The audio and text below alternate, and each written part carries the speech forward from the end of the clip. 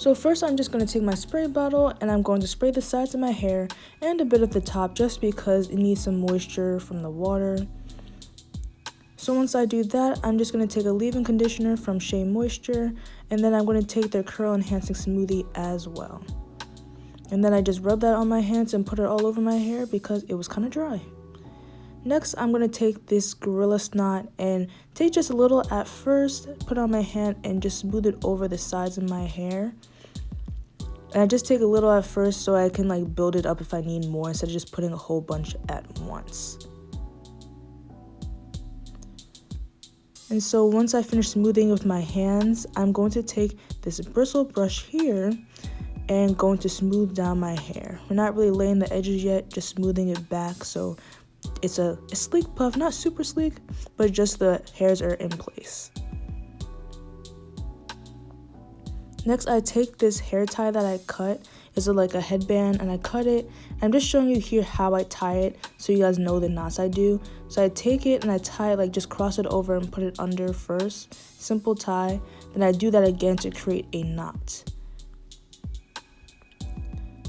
So that's how I do, just to create a knot. It's not thin too tight so I can get it out easily, but enough so it's not going to pop off. So yeah, that's how it looks. And so I typically do this in the back just to hide it. So I do the first crisscross under thing I showed you. And once I do that, I push it up to like a little past my edges. Then I'll tie it the second time to actually create the knot. And once I do this, I push it up to the point that I want my puff to be at actually. And so by tying the knot down there, it creates less tension on my edges and it's still like sleek, but it's not tight. So that's how I create my puff. Then I just take some Eco Styler and I put it here just to make sure that everything is in place and wasn't messed up when I was tying my puff, and take my brush and just kind of do that.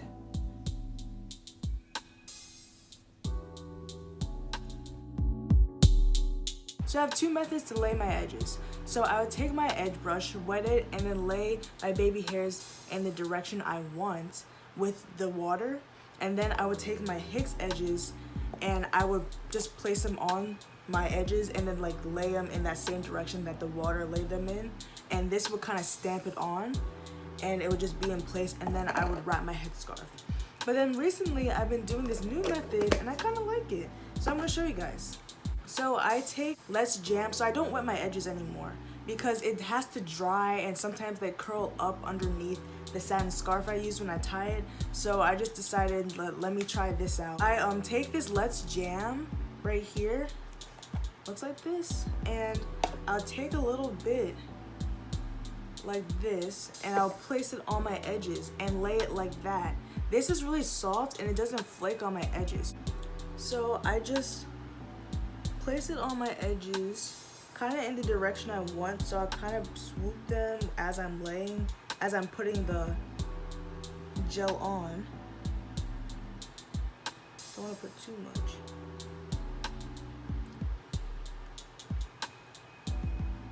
And then I'll start like laying them.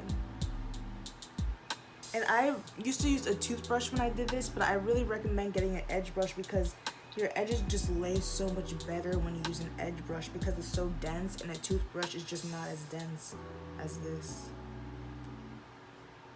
And it's only $2 at the beauty supply store, so you might as well. It's the same price as the toothbrush.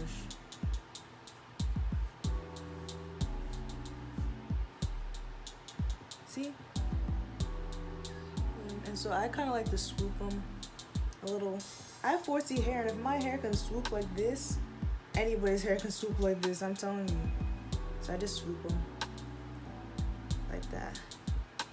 Yeah, it's already kind of going away. So this isn't an edge control, so this kind of just helps me lay it in the direction I want. So once I have that, I take some Got2b glue, just a little bit, and I lay my edges with it. So this kind of puts them in the direction I want and holds them a little. And the Got2b glue will really just stamp that down. So I just put them like this.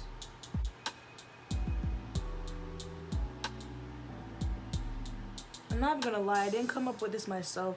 The girl that does my braids and stuff, she was doing this method, and I was like, wait, what? And so I tried it out and I really like it. So yeah, just swoop in, swoop in.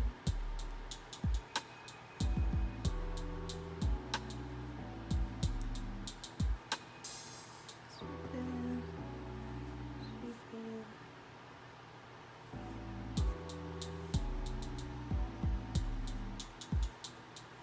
Now quickly, so it doesn't like frizz up on me, I will take my satin scarf.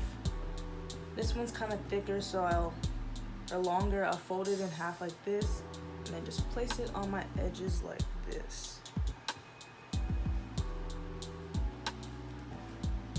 And I tie it, not too tight that I'm hurting my head, but just tight enough that I know it's gonna be laid. I'll leave this on while usually I'll do my hair first and then do my makeup after. Or if I'm not doing makeup that day, like I'll just do other things and get dressed and stuff like that while this is drying.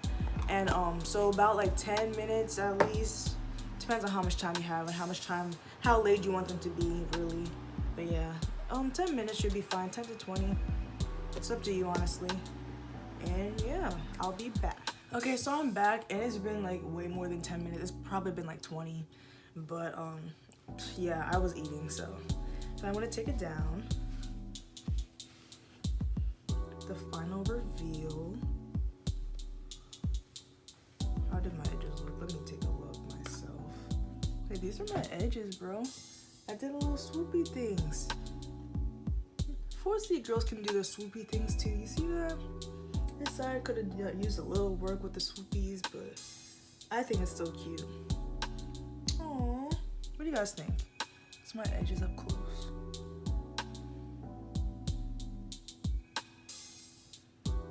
My edges up close. Yeah, I have a big forehead. Okay, I know that. Let's move on. The edges. So that's it for this little tutorial. A little quick. I know most people know how to do puffs, but I just thought I would show you the way I do it because mine's pretty low tension. Like I used to make my puffs really tight and my head would hurt at the end of the day, but now I know how to make it so my head doesn't hurt and my puff looks big. So, you know, like, share, comment, subscribe, you know the deal. So see you again next time.